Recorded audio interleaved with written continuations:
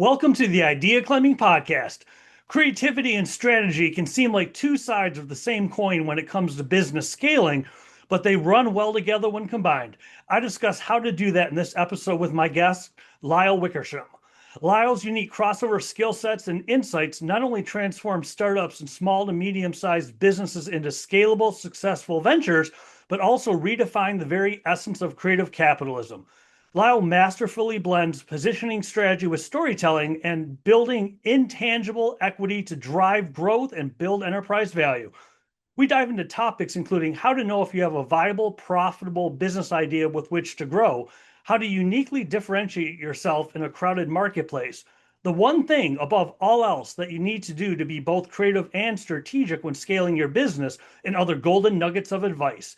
You're going to love this show.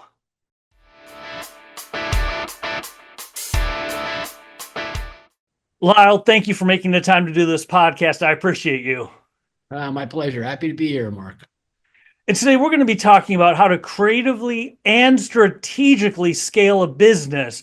Before we get into tips, tricks, strategies, things like that, I'd love to know, when it comes to being creative and strategic with scaling a business, how did you get so good at it? What's your story in that world?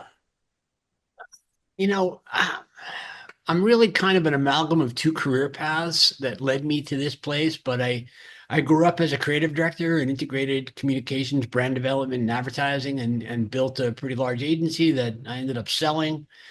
And after that run, I had a chance to run a couple of tech companies, connected to some venture capital groups, and founded an investment bank, and kind of did a strange crossover for a creative person into mergers and acquisitions and working with private equity and venture and scaling businesses and creating value in those businesses to improve transaction multiples. And what felt natural to me was this integration between the pragmatic side, developing sound business strategy, and the creative side of expressing the attributes of a company that build the emotional connections. And the truth is, if you do both of those things well, that's really where the money is buried. When it comes to blending creativity and strategy, where do you start? Does one come first? Are they running tandem? What does it look like? Yeah, no, it doesn't, they don't really run at the same time. There's a bit of a linear process. So um, to be creative, you first need to be strategic, right? So every business has to start with core positioning. So, who is the target people you're trying to reach? And all this first is connected to a founder or a company's goals and visions and what they want to be and build. And you take that and you go, all right, well, who's going to buy that? Who's going to scale with you so you can grow? What is the context that you are in the market? In other words, what space are you playing in? What's your primary point of differentiation? And what's the proof that you can deliver on that point of differentiation, proof that you can deliver on the brand promise? If you do that stuff well and you have that core foundation, then that naturally leads to, all right, what are the attributes of my brand that align with that positioning, with that audience? What do I look like? What do I sound like? What's the brand values? From that you can discern your primary messaging, and all that stuff then moves into things like brand identity and how do I do communications and all that stuff. But the marriage between creativity and strategy comes in, hey, I know who I am as a business. Now, how do I tell that story in a way that emotionally resonates with the people that I want to buy my stuff?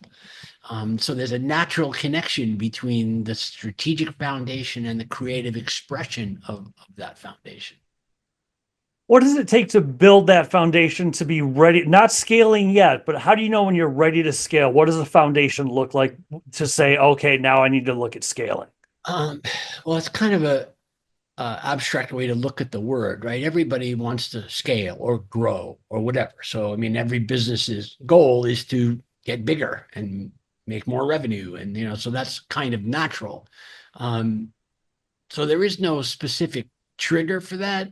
But when you're figuring out positioning for a business, you certainly want to make sure that that positioning, that audience, what you want to build has room to grow, that there's market potential, that there's white space competitively where you can be different and be desired.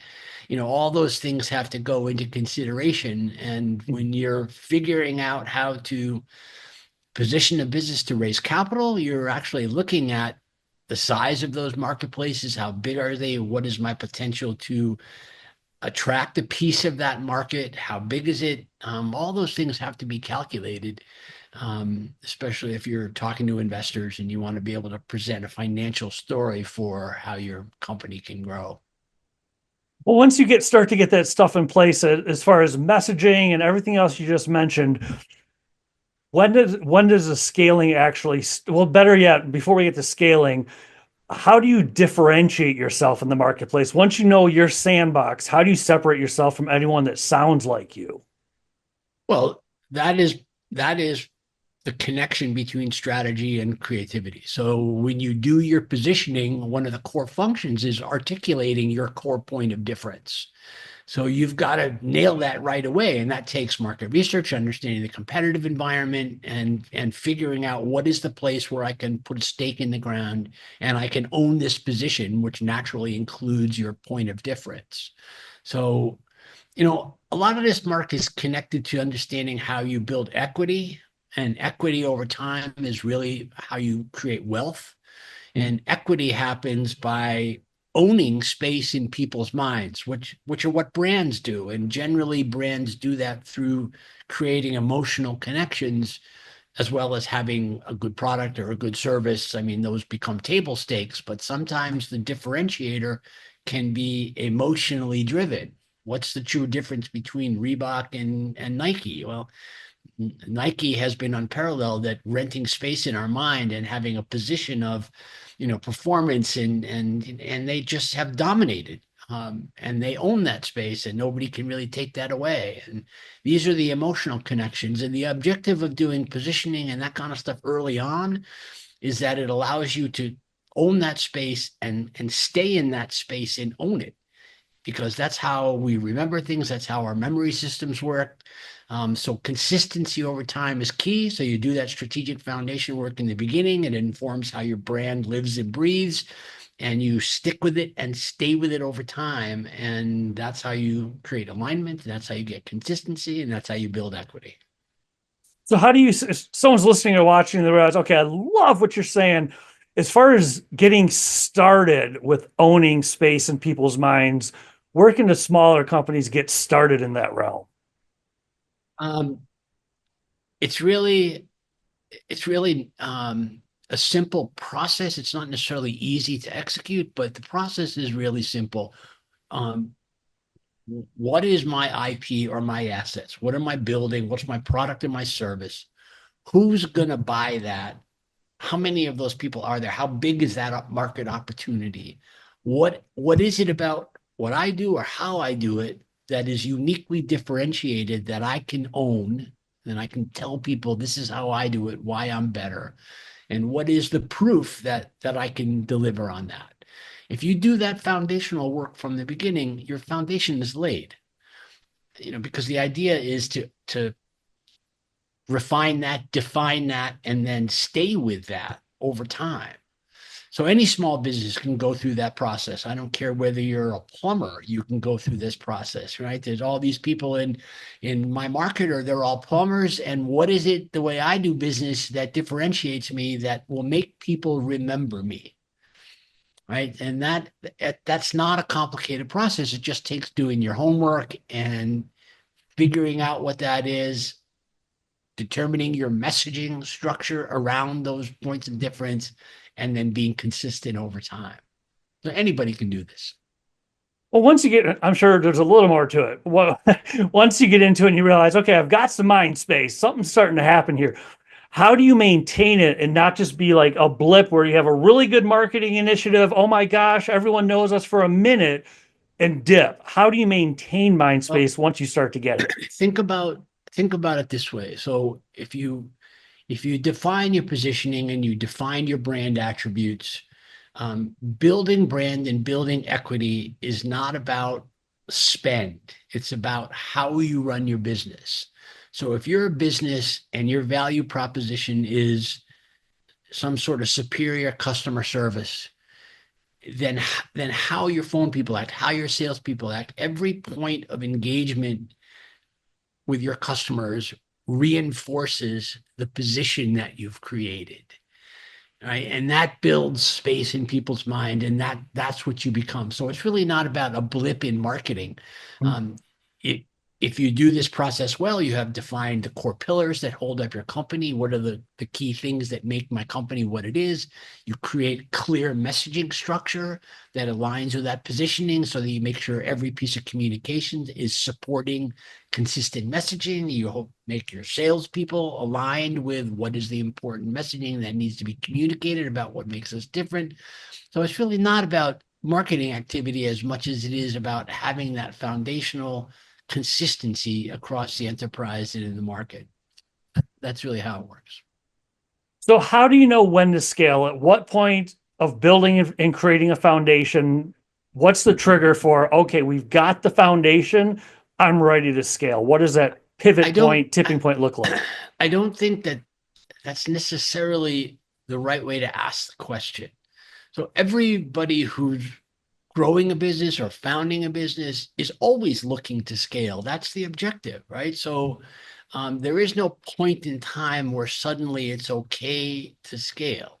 If you're structuring a business from the beginning, one of the first things that you're doing is making sure that you have a scalable market for what you're creating. So really you're trying to scale from the get-go. There's no reason that you're not thinking that way. So the first thing that you're doing is, hey, I'm building this, or I have this. Is there a market for what I want to build? How big is that market? How much of that market can I take? Can I scale within that market? So everybody's making that decision about where and how they can scale from the beginning. So there's no trigger point where suddenly you're ready to scale versus not scale. There may be a time when you're ready to make noise in the market and get things ramped up and stuff, but you better have figured that out in the beginning. So, in a broader sense of any stage of the business, since it makes perfect sense what you just said, you're always wanting to scale. What is the starting point of scaling then? Not necessarily, like I said, the foundation. If you're a one person shop, if I hear you right, you want to scale. That's how you build the business, how you own more of the Well, marketplace. everybody Where does wants to scaling grow. start? Everybody wants to grow, right? So, if a one person business might be a little bit of a different conversation. You're not really looking at the market the same way as a larger enterprise that's looking to scale and grow and expand. Um, but really, the first thing that you're doing is, in any business, identifying a market where there's opportunity for you to be successful. So, I mean, those are the first steps in saying, hey, I have a viable idea here. And part of that assessment is that you have a defined market opportunity in which to grow. So otherwise you don't have a business, right? So it's kind of fundamental to the very beginning of the process. How often should you evaluate and reevaluate the market opportunity? That's a good question. Markets evolve all the time. And once you're in market and growing, you're constantly watching, the performance indicators of adoption of, if you have a tech product, you're watching the market to see what's going on, you're following trends. It's very much of a leadership responsibility to make sure you're paying attention to how markets evolve, how tastes and trends change. And that's just part of growing and running any business. What do you do when a competitor sees what you're doing and they want to take market share away, so they try to copy you or sound like you? Is that a pivot? Do you Mm. stick to your guns? What do you do in that situation? Um, yeah, it's another great question. I mean, at the end of the day, the objective of establishing core positioning from the beginning means you've picked your space in the ground and you own it and you speak to it consistently over time. Generally, if you do that well, you preempt competitors from taking your space. right? Because, two people can't say the same thing and nobody wants to be second in with the same position. So that really isn't a differentiated strategy for a competitor. So if you do that properly, then you own your space and you can have some safety in that. Uh, if people are really treading on your turf, yeah, you stick to your guns and you stay focused and you own your position and you don't let that waver and make sure that you have a very strong point of differentiation. So, Well, when you get to that point, when it comes to scaling, are you always scaling like even if it's a whatever degree angle, not super high angle, are you always scaling or are you hitting plateaus, breathe a little bit, reevaluate, then scale again, plateau, scale, or is it one constant stream no matter what the angle is? What does yeah, I scaling mean, look I, like? I certainly can't speak to every business out there, but I don't think that businesses scale in a consistent linear fashion. I mean, there are ups, there are downs, things change. Um, a lot of people will say, well, for the most part, your business is going up or it's going down. It rarely flatlines. And so most of the time you're trying to grow. But sure, there are trends, there are ups, there are downs, and things change all the time, and you just got to be able to evolve with the changes. Well, with what you just mentioned with growing, could you unpack a little bit about as far as growth? Is it benchmark related? How do you measure to say we're on track with growth? Um, there's a wide range of answers to that from if you're a publicly held company and you have fiduciary responsibility to shareholders, that's a whole nother conversation. If you're a small business, um, you know, the KPIs or the OKRs, the objectives and key results that you choose to use to determine what success is for you can be different for anybody. But goal setting is a critical part of leadership in any business. And they've got to be able to sit down and say, hey, our growth goal for this year is X, and this is what we're looking to do. And then you evaluate the company performance and people's performance against reaching those goals. So there is really no singular answer for that. Mhm. For a small business, it's often very directly connected to the stakeholders' personal goals and objectives. Maybe they say, "Look, I'm comfortable attaining this level of growth, and that's where I want to be," and there's nothing wrong with that either. So there is no set in stone answer for that kind of question. Well, you mentioned goals a few times. What makes how would you how would you define what makes a good to great goal? What are the characteristics of a goal? Um, again, it's personal, Mark. Mhm. It really is personal. So if you're sitting down with a stakeholder and you're trying to help them figure out how to grow, which is a lot of what I do with businesses, the first questions are always, what are you looking to accomplish? Where do you want to take this? What do you have in the pipeline in terms of research and development? What are you building? Do you have a direction or a thing that you're trying to get to? Well, then let's figure out how to get to that place. And then what are the objectives that we want to put in place that we can then measure that will tell us how well we're doing in reaching those objectives. So each situation is completely different. Is it the same thing for growth as far as just said everything could be different for different companies, but as far as growth, do you recommend the key performance indicators, the KPIs? What do you recommend to measure growth? And I'm realizing it's going to be a personal choice, but in that business, what kind of KPIs do you suggest? Like when you work with clients, what kind of things do you suggest they put in place? Well, at the highest level, everybody's looking for, profitability and revenue growth. I mean, that's what we want. It's sort of naive to think that everybody's out there building business and they don't want to create wealth or make more money. That's why we all do what we do. We work to make money and we try to build businesses to increase the business's value and pay people well and keep people. So at the simplest level, profitability and revenue growth are tops. So certainly there are a ton of other metrics that you're looking at. And some people have different priorities. Some people want to, build a certain kind of workplace or have more altruistic goals for their business, and that's okay too. But again, it's a personal decision. Of course, again, publicly traded companies are a little bit of in a different ballgame, but Of course. We have covered a lot of ground in a short period of time when it comes to being strategic and creative with scaling.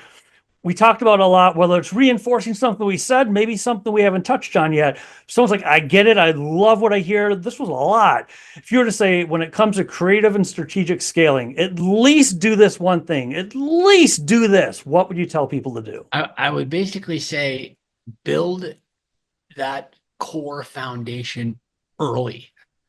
Figure out what your brand's value proposition is, what its core positioning is, do it early, and then stick with it consistently over time, because consistency comes from alignment. Alignment comes from having that strategic foundation clear and defined. And that's how you build equity. And equity ultimately is where significant value and wealth happens. So, yeah, do it early, start early. This has been excellent. If people want to find you online, what place or places should they go to? Well, I'm probably the only Lysle Wickersham on LinkedIn, so I should be pretty easy to reach. And you can certainly connect with me through my website, brandthink.biz. Thank you again, Lyle. I appreciate you. This has been excellent. It's a pleasure, Mark. Thanks for having me. And scene.